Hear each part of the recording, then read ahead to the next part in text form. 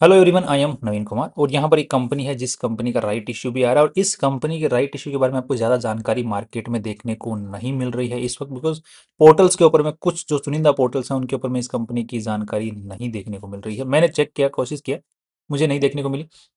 और साथ में इस कंपनी के साथ में पता नहीं क्या ही एक अलग ही चीज़ चल रही है, देखने को मिल रही है। इसके जो प्रमोटर्स हैं वो पता नहीं ढेड़शाणे हैं, क्या है, कुछ लूट मचाने की कोशिश कर रहे हैं कि क्या करना चाह रहे हैं, समझ के बाहर हो रहा है।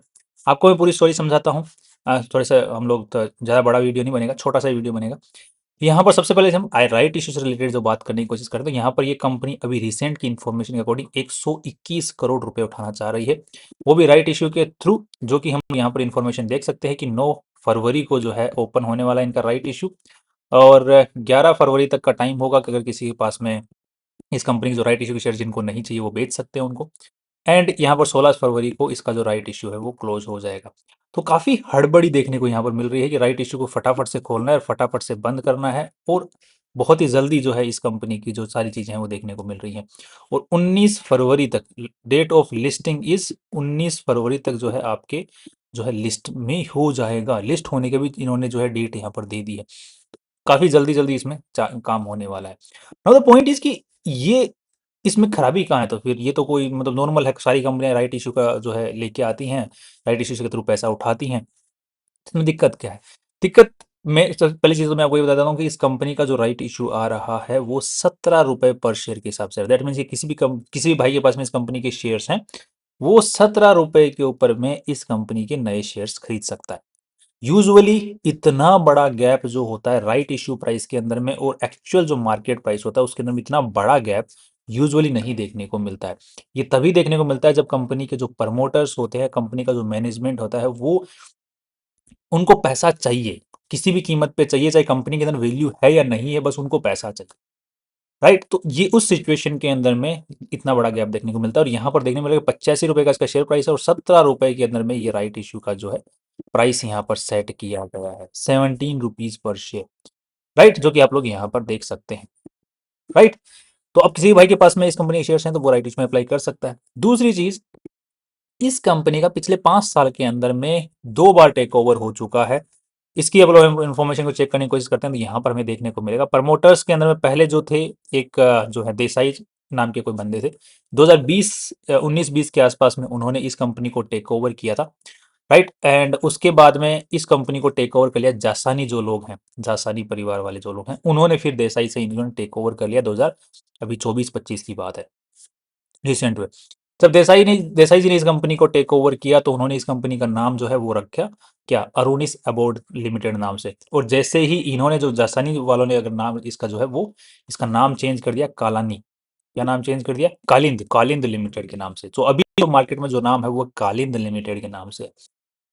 दूसरी चीज, जब जासानी ब्रदर्स ने इस कंपनी का नाम जब खरीदा, जब सॉरी जो देसाई लोगों ने इस कंपनी को जब खरीदा था तब उन्होंने कुछ खास काम इस कंपनी पे किया नहीं, और जैसे जासानी लोगों ने इस कंपनी को खरीदा है तो वो इस कंपनी का पूरा स्ट्रक्चर ही चेंज कर रहे हैं। अब लोग ये क्या करना चाह रहे हैं, जासानी वाले, ये कालिंद नाम इसका जो है नेम चेंज कर चुके हैं ऑलरेडी। जो इनके पास में ऑलरेडी एक प्रोप्राइटरशिप फर्म थी, उस प्रोप्राइटरशिप फर्म को इन्होंने खरीद लिया और बाद में उस प्रोप्राइटरशिप फर्म के नाम के ऊपर में इन्होंने इस कंपनी का नाम चेंज कर दिया। So it's okay, name change होता है कॉर्पोरेट्स के अंदर में, इट्स फाइन।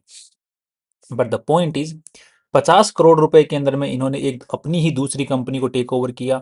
20 करोड़ रुपए में इन्होंने एक प्रोप्राइटरशिप फर्म को टेक ओवर किया, जिनके अंदर में वैल्यूएशन नाम की कुछ भी नहीं है ज्यादा।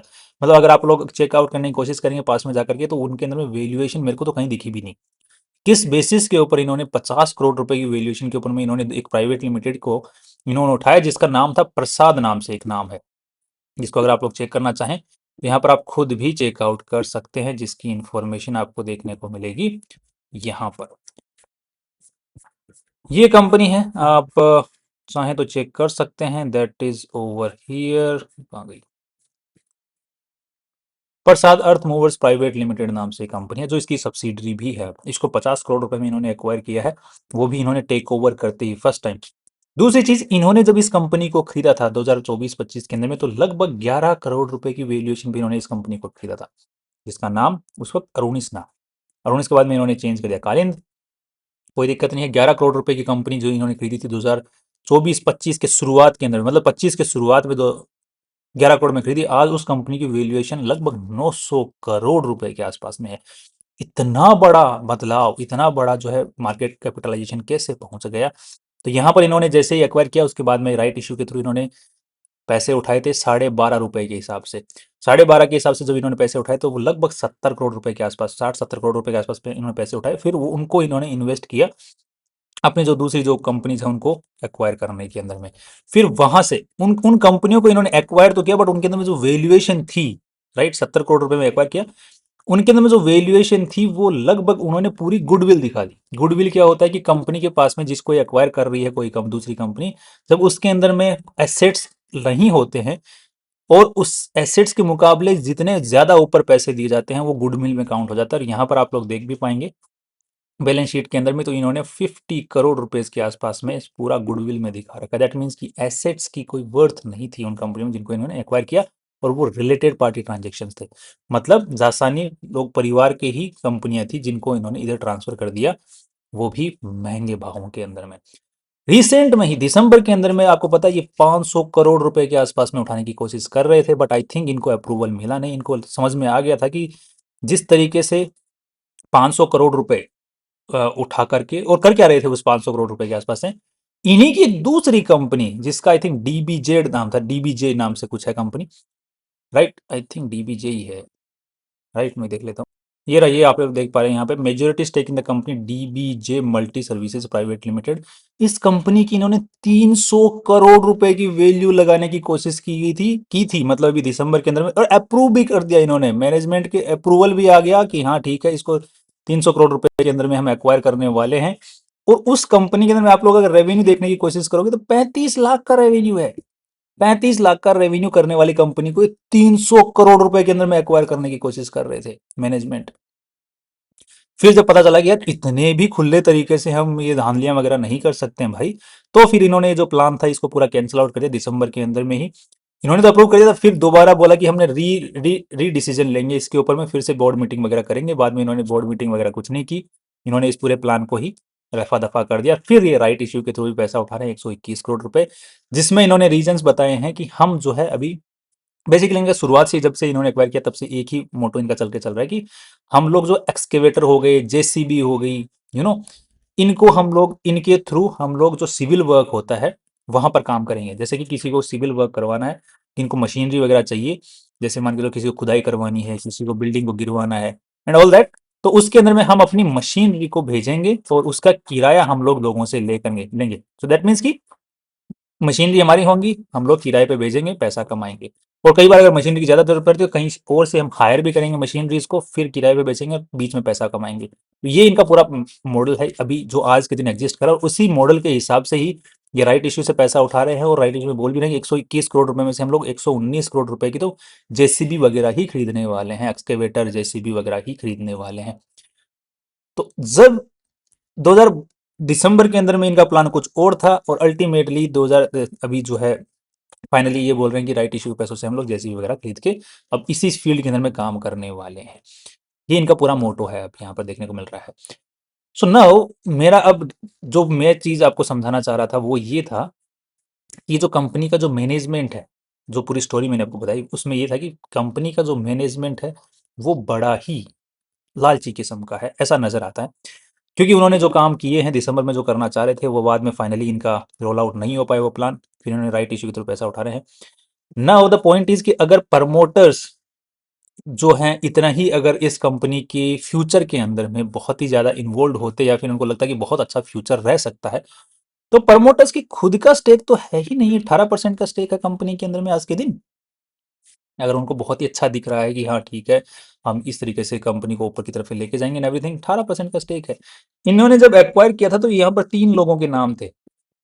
अभी 2024-25 मैंने बोला है, 24-25 के इनिशियल जो जनवरी फरवरी की बात है तभी इन्होंने एक्वायर किया था इस कंपनी को। तब यहाँ पे 3 लोगों के नाम है, जिसमें एक जासानी है, दो और एक टांक है। टांक जी तो है यहाँ पर बेच बाज के सब कुछ निकल गए हैं, जब इनके फंदे इनको टांक जी को समझ में नहीं आए तो वो तो निकल लिए यहाँ से। जासानी में भी यहाँ पर एक जो जासानी है वो निकल लिए हैं, दूसरे जासानी है वो भी मेजोरिटी बेच चुके हैं, थोड़ा सा बचा हुआ है, कुछ नहीं है। प्रमोटर्स का मुझे समझ, अब मुझे ये पर्टिकुलर समझ में नहीं आ रहा कि ये पैसा रियलिटी में उठा क्यों रहे हैं। जब इनको फ्यूचर खुद ही नहीं दिख रहा है तो why they are raising the funds, right. अब पॉइंट कुछ भी हो सकता है। अब ये जो पैसा उठा रहे हैं, अब दूसरी चीज, क्या इन्होंने ऑलरेडी कोटेशन वगैरह बात कर रखी है, जो ऑर्डर्स वगैरह उनका प्लेसमेंट कर चुके हैं, ताकि राइट इशू से पैसा आएगा तो उससे सब कुछ जो है मतलब मशीनरीज वगैरह आ जाएंगी। ऐसा कुछ नहीं है, इन्होंने एक बस एक सप्लायर से कोटेशन ले रखा, तो जो दिसंबर में लिया था वो कोटेशन के हिसाब से इन्होंने यहाँ पर चिपकाया है सब कुछ। अभी तक कोई ऑर्डर प्लेसमेंट वगैरह कुछ नहीं हुआ है। So the future is completely uncertain, and this money will be, or these funds will be in the hands of all those promoters who, मतलब जो कि कुछ और ही यहाँ पर करने की कोशिश कर रहे थे कंपनी के साथ में। सो अब अगर आपको लगता है कि आप बहुत ही रिस्की किस्म के आदमी हैं, बहुत ही ज्यादा रिस्की किस्म के, तो आप इसमें बेट ले सकते हैं।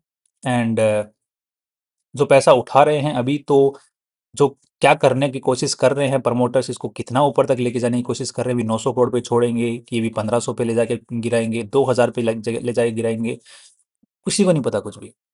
बट वो करना क्या चाह रहे हैं, उसकी जो अभी तो आज की दिन जो सूचना मिल रही है, जो सूचना हमारे सामने, उसके हिसाब से जो वाइब आ रही है, वो वाइब तो अच्छी तो नहीं आ रही है।